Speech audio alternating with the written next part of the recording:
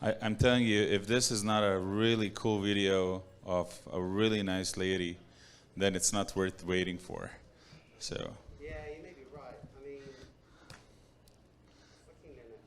just don't worry, man. Here we go, mirror.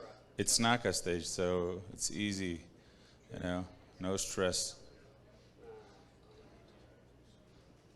In the end of our talk, we're gonna pull out like, I think 2 sleeves. One is for $100 NAKA card, and the second one is for PlayStation.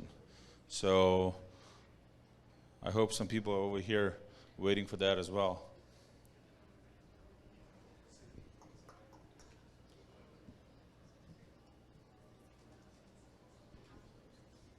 This is Lugano, Switzerland. Yes. However, is presenter mode working or is it not working? I think it's counting down to switch back. It's doing what, sorry? It looked like it was counting down to switch back to what you had. Yeah, that was, you see how the thing is, you should see the full screen and I should see the presenter mode. So. Right guys, we'll just, no script today. Hello? Right, okay. So we're going to go through these slides really quickly because we haven't got much time. And there's a prize draw, and the most interesting part, we'll be talking with Dejan about experiences and insights from Lugano, where he was just 2 weeks ago, or maybe 3, and also his time in El Salvador. I think NAKA have launched in El Salvador in September. So there's you know, there's a lot to talk through. But what I wanted to do, because I wasn't sure on what audience we'd have, is also just give a very quick intro to the Bitcoin payments mission, basically. You know, why do we do what we do? Why is it kind of so important? And just to set the scene, so let's see if I can do that in 5 minutes. Brief overview, NAKA Bitfinex Pay. Bitfinex Pay essentially is a technology solutions provider. We kind of operate back-end infrastructure, and one of our kind of core products is pay-in gateway processing. And we offer services to PSPs, both for e-commerce use cases and also for POS in-person use cases. With NAKA, we partner for the city of Lugano, and NAKA essentially in this capacity is a PSP. So essentially they're specialist in in-person POS payments. And they, I believe, are licensed in Europe and El Salvador. They're in more than 20 countries now. And they offer Bitcoin, Lightning, stable coins. And this is the POS device that you'll see outside in the food courts or something similar. So that's what we're using today here at Adopting Bitcoin. But also they're specialists in fiat payment types, which is ideal for the kind of legacy merchants. So there's just a brief overview of the 2 companies and the kind of core solutions.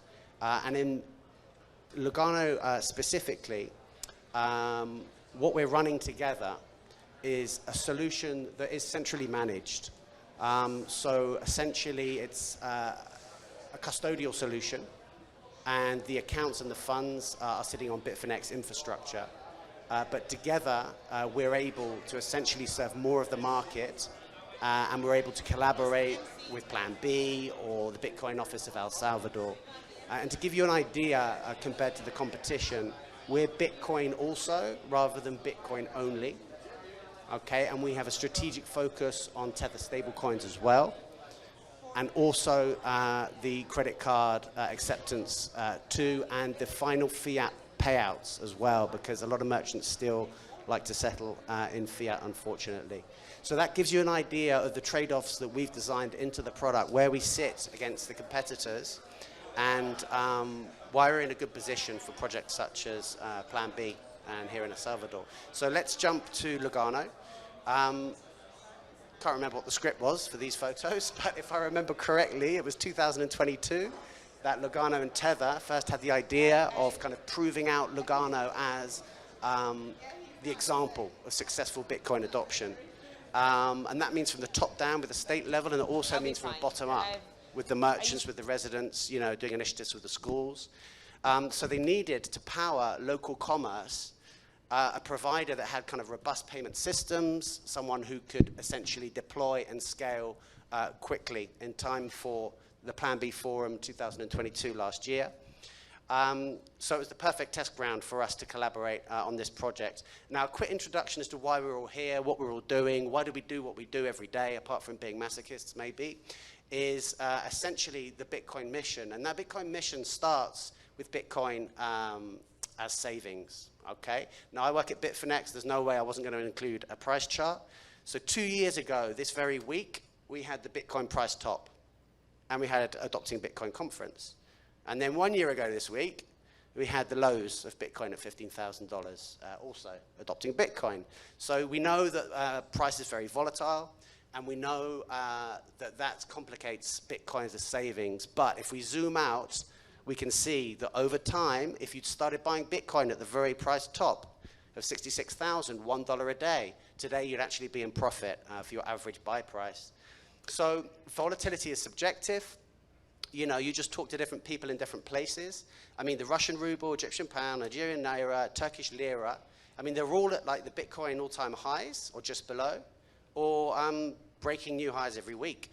So volatility is subjective, and it really depends on who you are and where you live. And, you know, if we talk to the president here, he'll tell you it's a tough introduction to Bitcoin. Bitcoin is savings, but hopefully by the end of this year, they'll be broken even.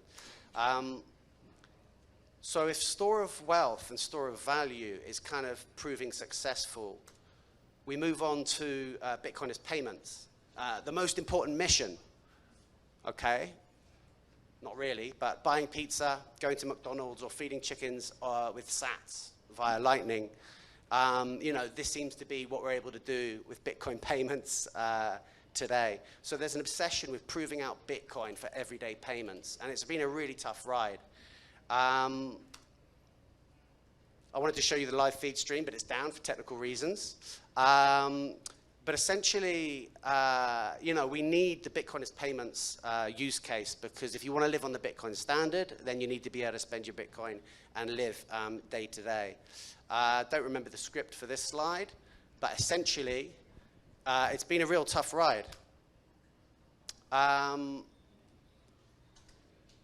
If you go to conferences, if you listen to podcasts, often when you talk about Bitcoin as money, the conversation converges on the frictions, the shortcomings, you know, the layer 2 complexity, or the UX.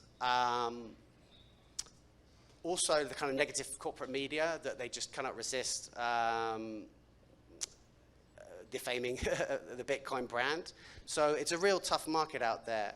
And so we have to ask the hard questions. And the hard questions, a few of them are something around, you know, do we really need Bitcoin to succeed for payments? I mean, it's great as a store of value. Maybe Bitcoin can just serve payments as a payment rail and not be the actual unit currency. And like, what can we learn from stablecoin adoption, which seems to be unstoppable at this stage? So, fresh from Lugano, launching in El Salvador. We've got some success use cases and projects and pockets of growth, such as Zonte, where we'll go tomorrow. But overall, it's been a tough ride. So let's ask Dejan. Okay, there you go. Come on, give him an applause. Yes.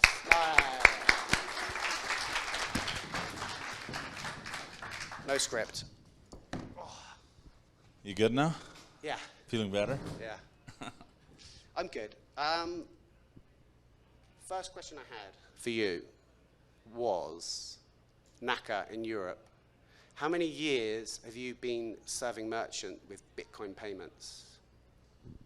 Altogether, actively from 2016. Right. In 2017, we actually started the big expansion, and then we started to move to POS devices whatsoever. One of the things that you forgot to say is... It was in the script. Oh, it's all right. It's, if you, you know, in Europe, like why Bitcoin needs to exist is we live in a bubble in Europe. You know, we don't have unbanked population, or a really, really small number of it, or high inflation, or even high remittances to inbound the money, so to come into the Europe. And that's why we basically would not need it, except one thing is where we really need Bitcoin to exist, is the situation like Credit Suisse and stuff. Like if you don't, trust to a custodian solution, and I think this trust in this financial world is coming to a point that nobody's trusting anything to anyone anymore, well, this is where the Bitcoin comes into the place, even in the developed countries, all right? Yeah. If we're talking about the underdeveloped countries, there is no other way. Like even if you have like, people understand stable coins because it's actually digital dollar, right? Yeah, and blockchain. when we come to market like Buenos Aires or like in Argentina or Chile or even over here, people are still afraid of the volatility. And they still don't get it because the user experience is still too complex, right? So they still always want to have off-ramp in dollars, or I will keep the USDTs, right? It's difficult to convince them keep the Bitcoin. Also because another reason, it's the accounting. Because if you're keeping Bitcoin and losing in value, the accounting becomes much more complex, right? Yeah. What is the main case, what we learned the most in Lugano? It's something very bizarre. And that's, if we don't add Visa and MasterCard in the same POS where we have Lightning and USDT, and if we don't add into the same POS, let's say NAKA or any digital payments that are working on open banking solution, the POS will be under the counter, turned off. You know why? Because there is still not enough payments on an everyday basis that the merchant will remember and trust this kind of a procedure. So that's why we put all the payments into one system, and we lowered the fees on Visa and MasterCard to actually be the cheapest on the market, because basically we don't care about our revenue. We just care that Bitcoin has the adoption, right? And that's the game changer. So also in El Salvador, our main goal is we come with POS that covers all the payments in one device, and that it never shut off. It's never turned off. Like every time I come to El Salvador, it's like 6th or 7th time. I go to the same Starbucks because we don't have it in Slovenia. We have better coffee over there, and I try to pay, with Bitcoin. That's like, it's my mission. Like I said this yesterday on the stage. I don't know if you were listening. So I come to the Starbucks. I'm sorry, I need to say this. Please, it's so please, amazingly cool. please. I come to Starbucks, and Mika was with me the first time we went. And it was like, all right, I want to pay with Bitcoin. And I said, okay. And I was like, all right, cool. So and she's calling the boss. He wants to pay with Bitcoin. Yes, that's true. So, yes, we have a phone for that. So they found the phone basically after 10 minutes, and they want to turn it on. Of course, battery was dead. So they then searched for the additional 10 minutes, the power, because there's a phone that is a cheap one, right? And they plug it in, and we waited for 15 minutes to come to the 3% to turn it on. Yeah. Your coffee was cold, yeah? This is not a joke. Like, no, there was no coffee yet because they didn't know if we're gonna, pay for it. And we came into the system, and that was username and password. No. You know that you turn on the device. Was it Chivo? It doesn't matter who it was. Custodial, though. It doesn't matter who it was. The case is that after 45 minutes, I was proud. I came very proud. I'm going to pay with Bitcoin. I'm scanning the QR code. The nodes are down from the wallet that I was using, Oh my! And of course from the provider as well. Like it was a huge mess. And I was like, all right, what now? She said, I'm giving you the coffee for free. And I was like, I'm the only person in the world getting the free coffee because I wanted to pay with Bitcoin from Starbucks. But these kind of things are common things. It's nothing wrong. Like the same thing it was when the cards came out. It's a process of 20 years to this adoption to change. And the worst case is you come to a store that has 50 stickers on it, Bitcoin accepted here, you come in, you rush, you buy $150 of stuff you don't need, you come to a counter and you want to pay, I want to pay with Bitcoin. And she's like, I don't know what that is. And I'm like, I'm like, all right, anyone knows of it? We don't accept that. And I'm like, all right, but you have 50 stickers. I don't know, I work here only for 2 weeks. So you don't fight with that, like, so you pay with cash, or you just have to return all the $150 things back to each of the, so I did that. But are other like non-fiat payment methods, so your stable coins, etc. Are they doing any better in the POS space? I know that they're kind of unstoppable in terms of like usage and volume, but in terms of POS, is there any tricks that Bitcoin can learn from them, or is it just the same challenges? The only challenge that there is avoided with that is the volatility. So when Okay. you say, let's say if you pay in El Salvador, if you pay with Tether, they know they won't be exposed to volatility. So even if there is this money on some kind of account, they can always call it, and they always want to have the off ramps towards their bank accounts. Right. And creating the off ramps, it's something that it's not only expensive, but it's also, it takes time. It takes a day or two. Especially if you have international off ramps, like it's extremely expensive. So about that, because I always assume, and you know from experience, you have like a different conversation with merchants because they're businesses, they're more flexible, they kind of understand the treasury, the funds on account. And I'm thinking there's got to be a point when they're actually looking to put Bitcoin on the balance sheet. So I know you guys have been busy developing and building out your solutions, coincidentally in a bear market. I mean, do you think if we see consistent price rises in 2024, do you think this will change kind of the mentality of the merchants and consumers, or do you think it's a fundamental challenge with Bitcoin as it is in its global? You know what adoption? would really make Bitcoin as like a winning Go on. thing? It's not the how much it will be worth, but it's the economical situation that would actually bring the people, the traditional payment or the traditional financial situation and legacy industry of payments or banking or whatever would bring economical situation, will bring people to start thinking about the alternative way. So if you look at Argentina, that it was just 2 or 3 years ago, it was one of the most closed markets, if you ask me, very traditional, old-fashioned, you know, thinking. Like today, things change because the inflation rate is so high, people are searching for alternative ways. And this is where the adoption happens. But the best thing, or what we should focus, and I said this already yesterday, on is the user experience. Like, it's difficult to build a product for IQ 80 if you have IQ 160. And majority of the geeks in this room and geeks in this conference, they're thinking that they build the products for the equivalent people, like the people with the same IQ. No, like you have to make it so simple and so super, I don't know, easy to use, then it's something that people will start using. And still you will meet many problems. So the real adoption will happen when There's a serious the event. country, when it comes to the situation where they won't have any other options. But we constantly hear about kind of fiat collapse, you know, gradually then suddenly. But the fintech apps and like the fiat payment wallets are just getting better and better. I don't use Google Pay or Apple Pay, but everyone else seems to. And it's just like beating that UX, you know, beating that behavior. There's a good thing about it. Tell me. It's not made for everybody. You live in a bubble. Yeah, So yeah, how many of sure, you, but- how many of you, anyone from Argentina is having Apple Pay, you know, or from Chile, think. or even from El Salvador? Who has Apple Pay? All right, which bank is providing this? The Colombian bank? Which one?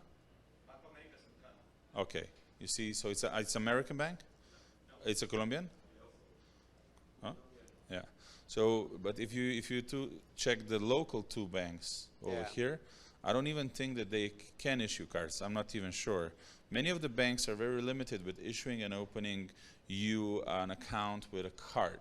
For example, in El Salvador, only 18% of the people have access to the cards, debit or credit. And you, if you live, let's say, in Germany or Switzerland or whatever, we open Revolut account. We can get hundreds of virtual cards. We can call our banks, give us even, you know. But there is a catch. In Slovenia now, the banks are already starting to look, you know, at crypto, how is it being moved, closing bank accounts. They see already this movement, but yeah. So I've used the NAKA card in Lugano, and I know you rebranded and launched very recently. So, I mean, what's the strategy there? Because that is a competitive payment method. At the moment, I believe it's a second layer EVM stablecoin first product. So what's your strategy there? How can it fit into Bitcoin and Lightning going forward? So why we did the card Yeah, is because of the user experience. Yeah. Our goal is that you will be able to hook it basically to any wallet. Is it non-custodial, custodial wallet? Doesn't even matter. And why is NAKA card so unique? It's probably the first card that it's approved by the EMV system that was built, like a security layer system built by Europay, MasterCard, and Visa, where you take the card and the NFC reads it on a POS.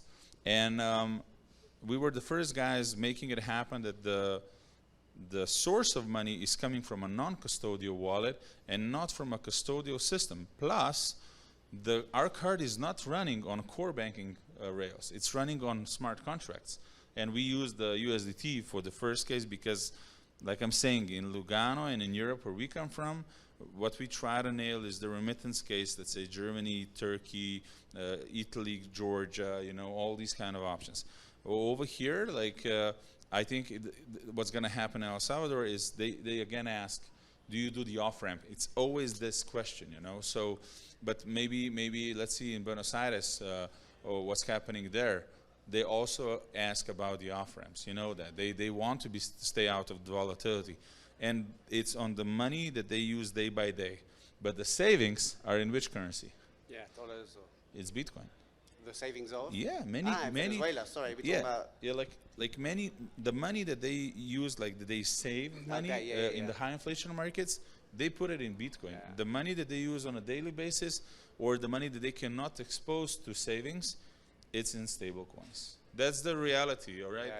I'm not a maxi, But here in El Salvador, Yeah. they have the curse and the benefit both of being a dollar economy. Maybe the last question, because we're kind of running out of time. But Sorry. I mean, 12, 18 months, 2025. I mean, do you have key targets for NAKA or personal goals? Or how do you expect El Salvador to look in terms of adoption in general? There are two goals. One goal would be that we support Bitcoin on NAKA, that we find a way. And the second thing is that all the existing POS infrastructure that already exists accepts NAKA, same as they accept American Express or diners to be one of the payment options. So it's not a secret. We are already on this market with a company and people employed over here from June on. Really here, not like Strike or some other guys, I don't know. But we really are trying to nail this market. And that's the only two goals we have for El Salvador. And then people will tell what we need to do or what we need to change or what needs to be done differently. And then we should just copy paste the model to Mexico, to Chile, to Argentina and so on. I think we can do that actually together, right? The same way as we did it in Lugano. Yeah, that would be amazing. Is there a talk on next at 2:30? There is. Okay, cool. I think there's a prize giveaway. Am I correct? Yeah. Let's take the box over here, and Mark, will you do the honor to take out like? Let's see, like, you have these papers. Otherwise, we're gonna publish it also on the TV screen or whatsoever. I won the electric scooter 2 years ago in Lugano. What? Yeah, I won the electric scooter. You sure that was not conflict of interest? Well, no. In the end, I won it. I won it on the first day, but I only realized on the second day, and so I couldn't claim it. You've already given it away. All right. So last 5 numbers from the transaction sleep. Let's see. If we don't get it, like after 5, we're just gonna put it on the screen. Right. Okay. Let's do it quick then. So it's the last 5 numbers from the transaction. Okay. Perfect. So this one is 02575. It's okay. You got 575 02575. All right. Let's move on. Okay. So next one up is. This is for $100 NAKA card, right? Yeah. So this is 22B0C. No, the transaction. That says transaction number. Yeah, that's it. Oh no, sorry, card number or transaction number? Transaction. Yeah, 22BOC, right? Yeah, 22B0, I believe, C.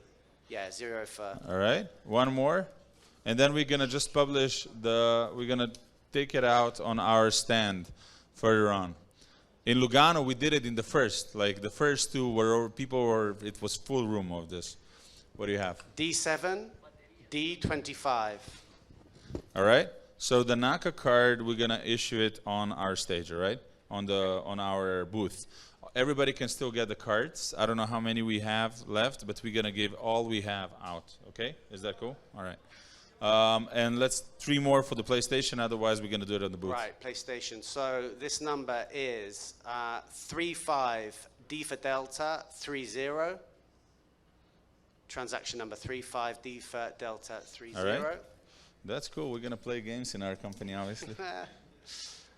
Transaction number C for Charlie 40 C for Charlie 3. So C40 C3. You got it? No?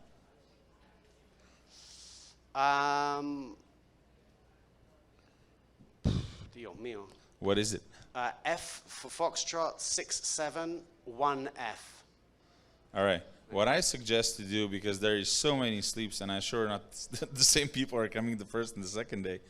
What I would do, if you agree with that, bring all your, take the photo of your sleep that you have.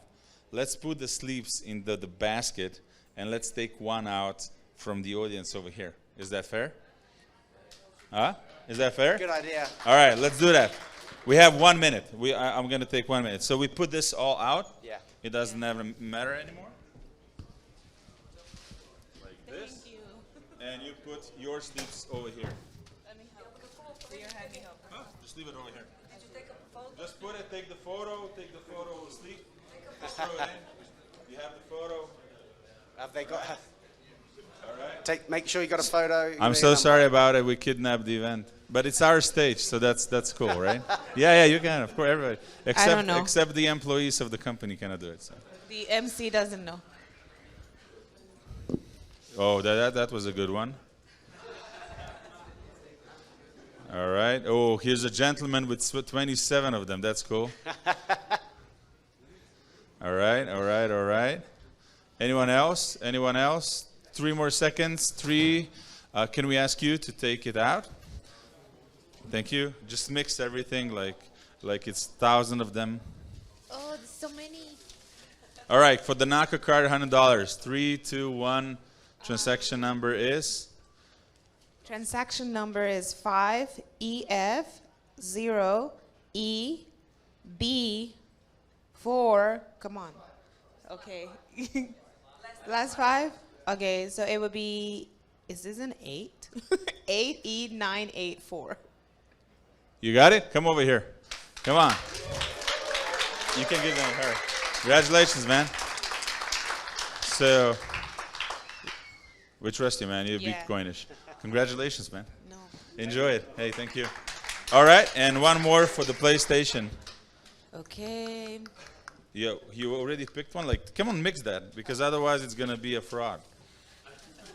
Don't look at it. Don't look at it. All right? Okay. We have it? We have